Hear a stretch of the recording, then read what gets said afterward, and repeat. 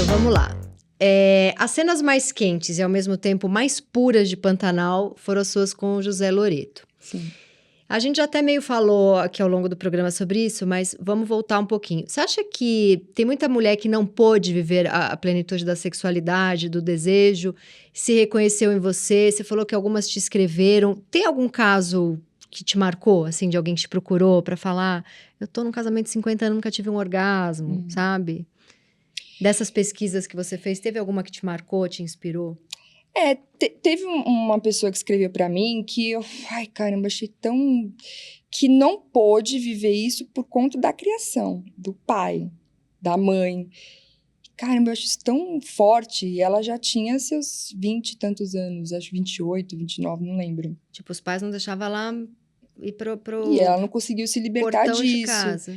Então, não é nem a questão que a gente falou religiosa, não é nem a questão... De estar presa no casamento. E ela era casada, não? Não, ela nunca... Nunca tinha beijado? Não, beijado, nada. Nossa. Foi tão rígido que ela acabou... E ela ainda morava com os pais? Mora com os pais. Mas tem esperança, 28 aí, tem muito pra viver. Tem chão, mas perdeu Mas você pensar que uma pessoa de 28 anos nunca se relacionou, nunca teve esse contato, E ela nunca morava descobriu... onde? Eu não lembro. Interior eu nem de algum perguntei. lugar? Ou era... Porque a gente recebe assim, chega lá um textão com a história, né? E às vezes eu nem consigo responder, interagir, porque durante a novela foi muito.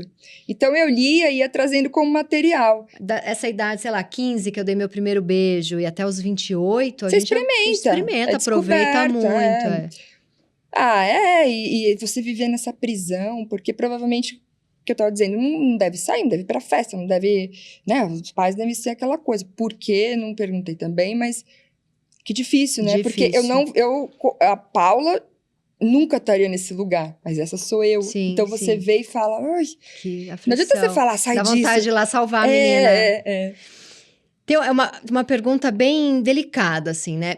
Tinha as cenas, suas cenas eu achava as mais quentes da novela, assim. Eu imagino que isso mexia muito com as pessoas, né? Pessoas solteiras, pessoas casadas, pessoas vivendo casamentos infelizes, pessoas apaixonadas por alguém. E aí eu fiquei pensando, isso de você estar sendo tão vista e admirada por tanta gente, mexeu especificamente, esquece a personagem, com a sua vida sexual, você ficou se sentindo mais tesuda? Mexeu isso de você estar mexendo com as pessoas, contando uma história de uma pessoa tentando viver e conseguindo viver, de certa forma, a libido pela primeira vez. Isso mexeu com você? Te trouxe uma sexualidade nova? Nossa, pergunta difícil. Não sou delicada, porque tem uma coisa de... Eu vou trazer, para te ajudar, vou trazer aqui pra mim. Às vezes eu escrevo uma crônica e que mexe com muita gente. As pessoas me escrevem e falam, isso mexeu comigo. Putz, eu pensei na minha vida com meu marido, eu pensei na minha vida, não sei o quê. E aquilo movimenta uma energia de amor, de sexo, de libido. Movimenta, um texto lido por algumas pessoas movimenta. Imagino você, uma atriz, na novela das 9, você tá movimentando... essa energia, de alguma forma, deve voltar para você. Eu não senti tanto na coisa da sexualidade, da minha relação com o Diego. Eu não senti isso, de verdade. Mas eu senti um certo prazer em estar influenciando tanta gente, as pessoas estarem ali se identificando e gostando, e me escrevendo, e falando da importância. Isso me dava um gás, assim, pra... Mas não botava um shortinho e falava, cara, eu tô movimentando energias, eu tô me sentindo muito sexy. Não mexeu nesse lugar? Eu acho que sim. Foi até meio inconsciente, mas sim. Impossível. Foi uma coisa de me lembrar muito de uma fase de adolescência. Isso. Porque você coisas que eu passei, a personagem vivia uma adolescência ali meio tardia. Meio tardia. Isso mexe, não tem como não mexer com você, né? Eu tive que voltar muito para esse lugar, né? Dessa descoberta da sexualidade, desse desejo contido. Eu tive que reviver isso aqui dentro bastante para conseguir passar. Porque tinha uma coisa, tinha uma coisa meio pura ali, pura não no sentido conservador, que é um sentido bobo, mas no sentido de uma energia que vem avassaladora, porque é quase que a primeira vez que vem aquilo, sabe? Era muito bonito. A gente procurava passar isso nas cenas, era uma coisa muito conversada com o diretor. com Loreto. Eu sei que ali é tudo técnico, mas o fato de a energia mexer com tanta gente, isso volta, de certa forma, pra você. Mas a gente conversava muito em passar isso. Não só o lado do medo dela, do recato, né? Dessa coisa. Não, ela tem desejo pra caramba. É isso. Ela quer muito isso. Alguma coisa trava, mas ela... Não é que ela não quer. E isso mexe, né? Imagina, ela queria conquistar esse cara. Então mexe, né, com o lado da sexualidade que você falou, de se sentir poderosa. E eu tive que viver isso na Zef em algum lugar, apesar dela ter o jeitinho dela, né?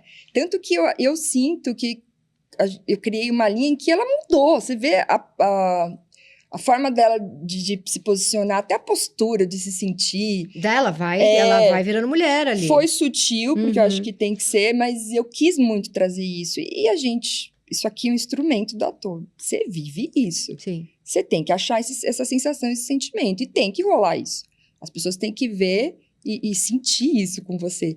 Isso era muito legal. Muito legal. Muito. Eu tava sentindo ali o desejo dela. Isso é muito gostoso de ouvir. Isso deve ser uma delícia, porque... Você tá mexendo com um negócio muito poderoso. Muito poderoso. Muita gente vendo e talvez melhorando a vida sexual dentro de casa. Isso é lindo de novela. Por isso que novela é essa... A gente cresceu, né? Eu, criança... Novela é essa coisa que une o Brasil até hoje, né? Muito bonito. E a gente tá falando de uma novela que retratou o interior do Brasil, personagens rústicos, simples, porém cheios de sabedoria. Sim. É a valorização do Brasil profundo. A conexão com a natureza. E um lado, Rio de Janeiro, que é... mundo tecnológico, times money, sabe assim? Sim. E que tá tão perto e tão longe, porque é tão diferente. Como que isso ia encaixar? Isso é uma coisa que eu senti muito indo pro Pantanal. A minha primeira semana lá foi uma loucura. Essa coisa da ansiedade. Eu falei, eu não vou conseguir, isso aqui é muito parado, isso aqui é muito... E chega uma hora que você se entrega. E aí você entende que não tá parado. Que a natureza parece que tá parada, mas todo aquilo ali tá bombando. É um outro lugar que você... Isso a gente sente até quando viaja. Sei lá, vai pro meio do mato. Primeiro dia você fala, não vou aguentar ficar nesse lugar, não. No terceiro dia você fala, não sei como eu vou voltar pra São Paulo. Que aquilo meio entra, né? Deu um bug, assim, quando eu voltei. De ficar... Sabe, você fica até uns dias mais... Sim. Tentando voltar. Tá tudo errado nessa cidade aqui. Que loucura. Sua irmã foi embora, né? Foi pra um lugar mais com contato com a natureza. Interessante. Teve um momento ali da novela que você sofre um assédio, um abuso sexual. E eu lembro de uma galera que foi pra internet falar... Ai, que fresca, ele não fez nada. O que você sentiu daquilo? Porque claro que fez, você sofreu, né? Porque acho que tem mulher que é assediada e abusada num lugar tão violento que aquela cena pareceu uma frescura. Eu acho que elas acharam frescura, coisa pensando no físico, né? Ele só encostou. Mas pensa para aquela mulher, como foi psicológico esse abuso. Que tá trabalhando para aquele cara, que tá num lugar... E tiveram outros momentos que ele não chegou a encostar, mas ele vinha com conversa, ele vinha, né? Vinha próximo. Então... Isso eu acho que tem a ver também com cada um, com como você se sente em relação a esse abuso. Mas é o que você falou, eu acho que tá tão forte, hoje em dia tá tão violento que pareceu bobagem. Mas também é tão importante, e eu lembro de algumas pessoas, eu entrei para ver alguns debates de mulheres falando, eu não entendia que aquilo podia ser um assédio sexual.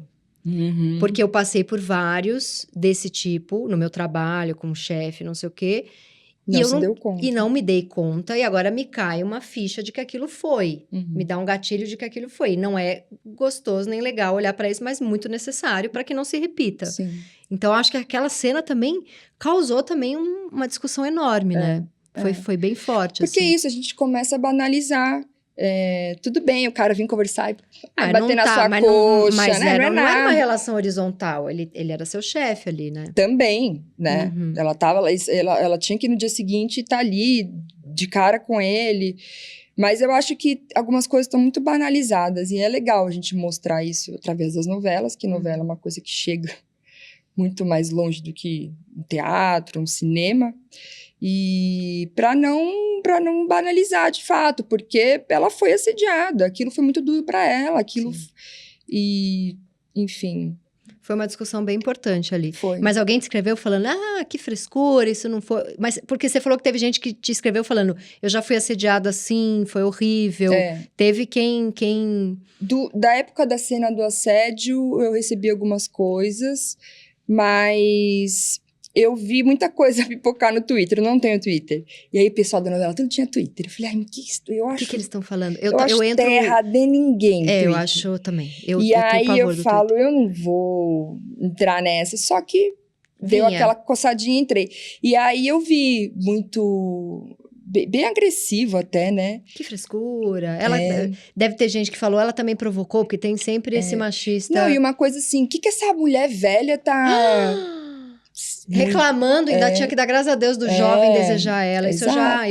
Eu, por ter coluna em jornal e me posicionar de forma mais feminista, mais à esquerda, eu já ouvi muito. Tem que dar graças a Deus se alguém te cantar, se alguém te quiser, sua Imagina velha. essa pobre coitada, fofoqueira. Isso foi muito louco, porque eu não vi isso em outros lugares, só no Twitter, e foi muito pouco que eu vi. Então você imagina... O Twitter, ele faz muito mal. Eu acho também. Todas as vezes que eu entrei lá, eu fiquei depois de uma semana tentando digerir as coisas que eu li. Eu tô fora também. E você chegou a ter, assim, durante a sua carreira, algum assédio que te fez mal aí na vida real? Você passou por algum que... Não precisa dar nome, sim. Não precisa expor, se você não quiser. Mas eu acho impossível, todas... Várias situações que se você não consegue, porque... Eu já tive, vamos supor, não foi nem no trabalho, mas eu tive uma situação de estar numa festa e alguém vir pegar na minha bunda descaradamente. Eu peguei meu sapato e dei na cabeça. Eu tô rindo porque você tá falando de um jeito divertido, mas puta que pariu, mas, desgraçado. Assim, eu tive essa reação. Quantas pessoas... A minha irmã, por exemplo, é totalmente diferente de mim. Ela trava. Entende? Então, assim, eu vivi algumas situações que eu até soube... O cara passou a mão na sua bunda? Apertou. Mas eu virei na hora, tirei o sapato, peguei o salto e pá na cabeça dele. Você é doido, sabe assim? Mas não é todo mundo que consegue reagir assim, né? Uhum. Então... E você já era atriz? Já, assim, ainda não tinha feito nenhuma novela, mas já fazia meu teatro e tal. Entendi, que ódio. E nessa área tem, né? Se você abrir um espacinho, a coisa começa, sabe? Um jeito de falar, que eles chamam de... Ai, me fugiu a palavra, quando se fala bem de alguém, meu Deus, Não sei, elogiar? Um elogio, olha que sumiu, desculpa. É que assédio é um assunto tão horrível que a gente esquece até a palavra elogiar. Mas assim, pessoas achando que estão te elogiando, né? Entendi. Entende? E você, peraí, gostosa, entendeu? Eu vivo no meio que tem muito isso. Mas eu acho que eu consigo, sabe, perceber e... Escapar. Você se cuida bem ali. Eu acho que sim. Mas vejo muita gente que não. E é complicado, né? Porque... É complicado porque até a gente virar uma mulher com uma autoestima boa o suficiente para separar o que é elogio e o que tá assediando. Porque quando eu pelo menos, quando eu era mais nova, mais insegura, autoestima mais cagada, se tinha alguém me desejando, isso é bom. Até entender que eu não quero aquela pessoa e ela tá passando do limite. Porque a gente é uma geração ainda que aprendeu assim. Então, eu mais ainda, que eu sou mais velha, sou 8 anos mais velha que você. A sua filha provavelmente já vai sacar muito antes. A minha filha, com 3 anos, um menino da classe dela falou que tava gostando muito dela, ela olhou pra ele e falou, então vai com calma. Com 3 anos de idade. Eu falei, essa geração já... Ele falou, nem era da classe, era um filho de um amigo meu, assim. Ela com 3, ele com 4. Ele falou, eu acho que eu tô apaixonado por você, alguma coisa assim, eu te amo. Ela falou, então vai com calma, porque ele falou pondo a mãozinha no ombro dela. Eu olhei e falei, Deus. Nem falei nada, ela tinha 4 anos. Ótimo.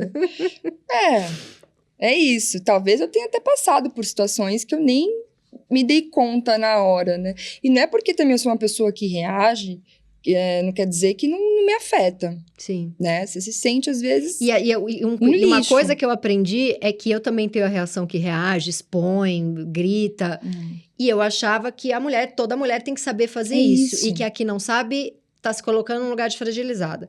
E aí eu comecei a ler os livros feministas e percebi que meu discurso era horroroso. Não é sobre... Eu me coloco exatamente É nesse errado lugar. assediar. Não é que o assediador tá no lugar dele, você que tem que se defender. Ele não tem que estar ali. Total. Eu nunca cheguei ao ponto de falar, ela que saiu de saia provocou. Nunca. Mas eu já tive... Mas saiba se defender. Defende. Por quê? Porque pra gente é natural fazer Sim. isso. Mas isso não quer dizer que seja pra todo mundo. Então, você fica pensando, não acredito que ela não reagiu, não acredito.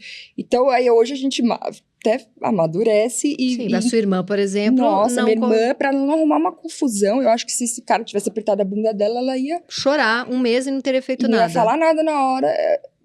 E ela não tá errada por isso. O errado é ele apertar. Total, que é isso que, total. né? Por medo até porque hoje em dia também, você olhou pro lado e falou uma coisa, né? A reação, você não sabe de onde vem. Então, ela também tem esse receio.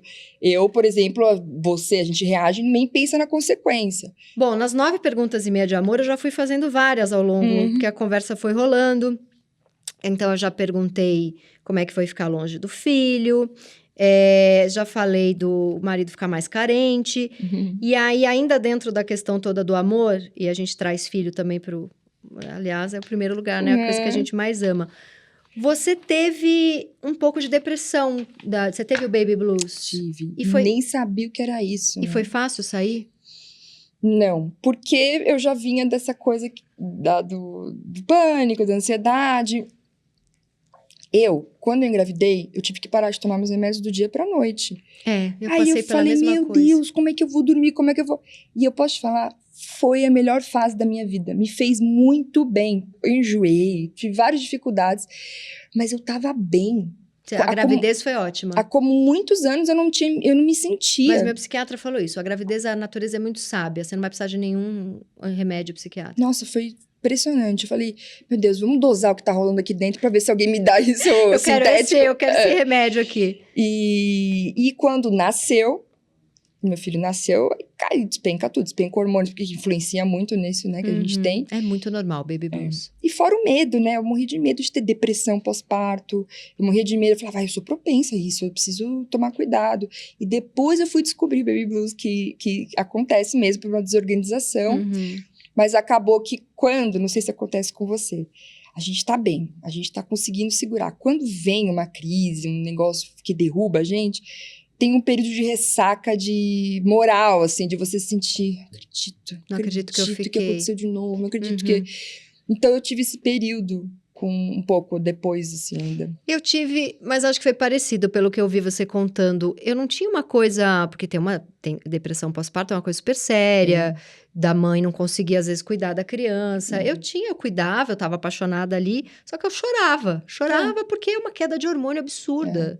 E também é uma mudança de vida absurda. Então, eu fazia tudo feliz, apaixonada pela criança, mas assim, exausta e chora. E se irrita também, Sim. Não consegue dormir, Sim. A gente sabe que sem dormir volta tudo, porque eu fiquei ruim mesmo depois de ficar muito tempo sem dormir direito. Então, e a gente se culpa por algumas coisas. Eu, graças a Deus, eu também nunca tive... problema em relação ao bebê, essa coisa de sentir isso que quem tem depressão pós-parto sente. Mas também se sentir, procura um médico, tá tudo vai certo. Cuidar, lógico, vai cuidar. Mas ainda existe uma coisa que assim, você, quando tem filho, é muita opinião, muita sugestão, muita dica. Eu expulsava todas as mulheres que iam lá opinar em como eu tava dando banho. Aquilo é desesperador. Muito. Mas, pra mim, o que mais me marcou foi ouvir: não, você não pode. Você tem que fazer, você tem que cuidar do seu filho. Como assim? Não pode o quê? Não, você não pode ficar assim, ficar triste, sentir isso. Você tem que levantar e cuidar do seu filho. E aí, eu falava, nossa, que cruel. Que cruel. Que cruel, eu tô totalmente... E assim, quem falou, não falou pensando. Falou porque foi assim com ela. Sim. A mãe chegou e falou, sim. Vamos, até por medo, né? Vamos sair disso, eu acho que tá ajudando. E a gente também se frustra muito. Uma coisa que eu não pensava durante a gravidez era na amamentação. É normal. Minha irmã já tinha tido filho, ela teve uma filha com 20 e pouquinhos anos, e ela amamentou super bem, minha mãe falou que amamentou, então meu universo, minha sogra, amamentei até não sei que idade, então eu nunca parei pra pensar que seria uma eu vou coisa... arrasar na amamentação. Não consegui, amamentei 1 mês e pouquinho, e foi muito ruim pra mim isso, porque foi muito difícil, só que a criança tava ali, precisando. E o que rolou? Parou de ter leite? Na verdade, eu acho que... Eu não sei se eu não tive a paciência de esperar, mas acontece que o Daniel nasceu e a criança perde peso na primeira semana. O Daniel foi perdendo, continuou perdendo. Aí o pediatra falou, vai ter que complementar. E aí eu lembro que a minha irmã tinha me dado uma maquininha de tirar leite. E ela, quando ela tirava, pô, isso aqui de leite. Eu tirava, saía isso. Eu falava, de fato, não tá produzindo. O corpo é sábio, talvez eu consiga ainda produzir, precise de um pouco mais de tempo, mas ele ali emagrecendo, sem dormir, chorando, eu comecei a falar, não, vamos pensar nele. Eu entrei com a fórmula.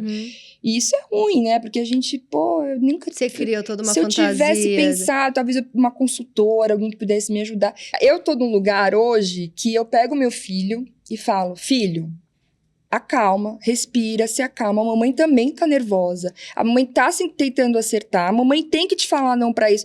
Assim, eu procuro tentar ser muito verdadeira. A mamãe te ama e a mamãe também erra. Não é porque a mamãe é adulta, a mamãe não erra. Ixi, eu tô igual, tentando acalmar minha filha. A gente coloca... Você tá nervosa, a mamãe também tá. Eu também não sei o que eu tô fazendo aqui. Eu mando um sincerão que as pessoas estão perto e falam...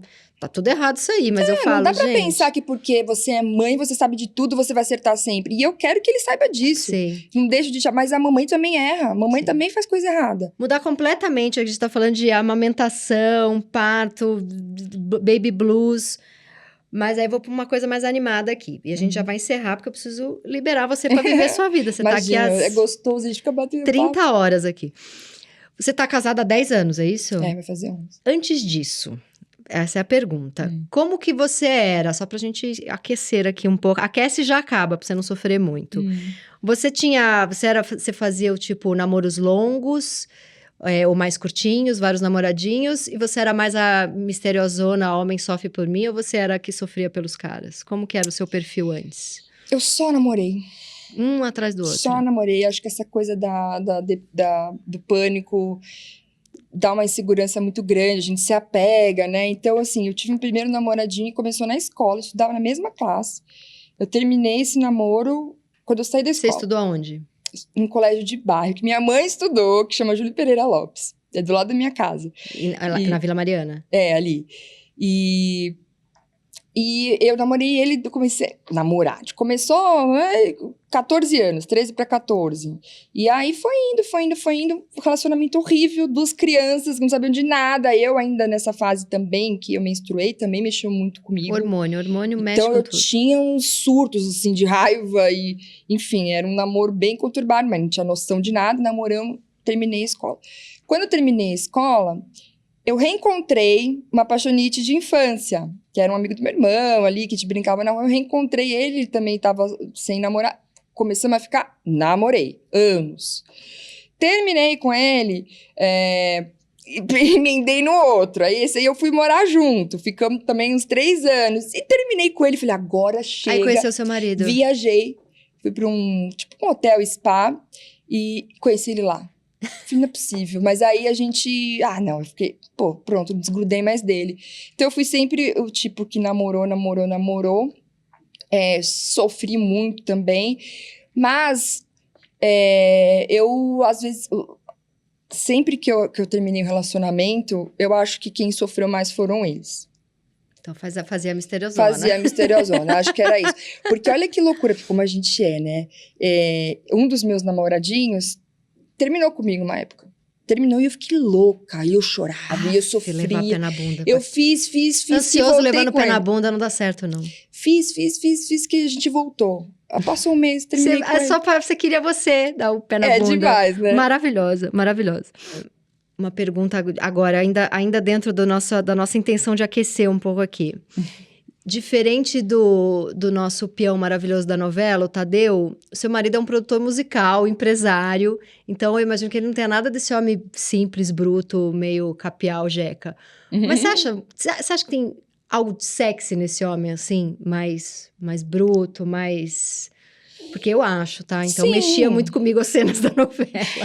Eu sempre namoro também o intelectual, não sei o quê. Eu também. Mas eu vejo o Capial, eu fico, eita, olha isso aí, que maravilha. É lógico, né? A gente Tem uma coisa até de um fetiche. Tem um conceito ainda de beleza que a gente viveu, né? E vive ainda. Mas eu te falar que eu sempre também namorei... Sempre namorou os mais calminhos, mas... Que não é legal. O Diego tá nem aí pra malhar, pra ter corpão, tá nem aí. Mas é um puta cara inteligente. Sim. Eu admiro, assim, adoro conversar com ele me ensina um monte de coisa. E isso me atrai. Sim, eu também sou super atraída muito pela conexão de cabeça. pessoa. Vai, para de querer ser perfeita. Até parece. Cara, se eu encontrasse alguém que eu sentisse o que eu sinto pelo Diego, a pessoa Diego, e ele fosse um gostosão maravilhoso, ok. Tudo eu vou bem. falar, eu gosto. Mas o fato é que não é, entendeu? Não é isso que segura. Mas assim, a gente sabe olhar e ver um cara que se acha bonitão, né? A gente sabe, não? Claro. Mas aí, a gente conhece muitas vezes essas pessoas a fundo e você fala, olha lá, de fato o que eu gosto num cara é outra coisa, porque às vezes a pessoa é uma vibe tão diferente da sua, uma maneira de pensar tão diferente da sua. O que adianta ser tão lindo? Não adianta. E depois Entendeu? se não tem conversa, aquilo não segura, Não né? segura. O papo, assim, num jantar, pra mim, as preliminares, pra mim, é o papo antes. Total. Quando você vai jantar, aquilo que a pessoa fala, aquilo ali eu já tô, aquilo que é a verdadeira você preliminar. Fica assim, né, pra pessoa, você não tá olhando pro corpo, você tá aqui no tipo, olho ali, encantada. Que... Eu tenho isso, assim, não sei, por enquanto é assim. Por enquanto estamos assim, tô igual a você. Agora a gente vai pra meia pergunta. Você que é essa mulher muito gata, muito sexy, falei que eu lembrei do seu Paparazzo, acho que é de 2009, não é? Nossa, Tava muito, enfim. Foi depois da primeira novela. Então, mesmo novinha, ali menina, você já era mulherão, né? O que você sente? Porque assim, depois que eu me tornei mãe, eu sempre volto pra coisa da mãe, porque eu vi você com seu filho nas suas redes sociais, eu me reconheci muito no seu olhar ali de... Foi uma grande mudança, né? Não foi assim? A gente se apaixona muito. Muito. Você ficou, em relação a se achar gostosa, sensualidade, sexualidade, você ficou se achando mais bonitona depois da maternidade? Por um período, não. Por um período... Porque a gente faz uma despedida da gatinha. Total. Durante a gravidez, que eu te falei, não tava nem aí. Você faz o luto da gatinha, aí vem uma mulher, E né? depois você também tá ali com o neném, né? Tentando ali, vivendo aquilo. Mas aí chegou um momento que deu um start. Falei, caramba, eu preciso me cuidar. Não tava me sentindo bonita, não tava me sentindo gostosa, não tava... E eu acho que a gente tem que se sentir assim. Sim. Eu procuro tentar me sentir assim pra tá bem, né? Sei lá, enfim, acho que é importante pra gente. E eu tive um período que eu me larguei muito, assim. Eu falei, cara, não precisa disso. Não preciso me largar, me anular pra cuidar bem do meu filho. Mexeu com o meu relacionamento, mexe muito. Porque você não tava também se sentindo muito... Eu não me sentia, aí você não quer, aí a pessoa acha que é com ele, aí, enfim, vira uma... Mas, sim, foi um período que eu me senti bem, que eu tinha me deixado de lado. Então, eu foquei, falei, agora eu vou voltar. E essa fase, eu fiz bastante dieta, tentei fazer os exercícios, fazia, parava, até que, posso te falar, a hora que eu desencanei, eu falei, caramba, eu tô com o corpo melhor que quando eu tinha 19 anos, eu tô muito bem, assim, mas eu tive que Até porque tem uma demora pra desinchar tudo, né? Da gravidez, muito. da amamentação. Eu tive cesárea, não sei você. Eu também. Isso demora um pouco. Muda muito o corpo da gente. Eu tive hérnia no umbigo. Eu tive também. Você teve? Tive a diástase, tive o pacote completo. Aquelas coisas que mudam, que escurece as áreas. Sim. Você fica muito diferente. Meu nariz mudou, minha cara mudou. Fica mais inchada a cara. E depois, passando um tempo, eu voltei e falei, não, quero me sentir bem. E aí eu fui voltando e hoje eu sinto que eu tô no meu melhor momento. Tá mesmo, tá lindona. Qual?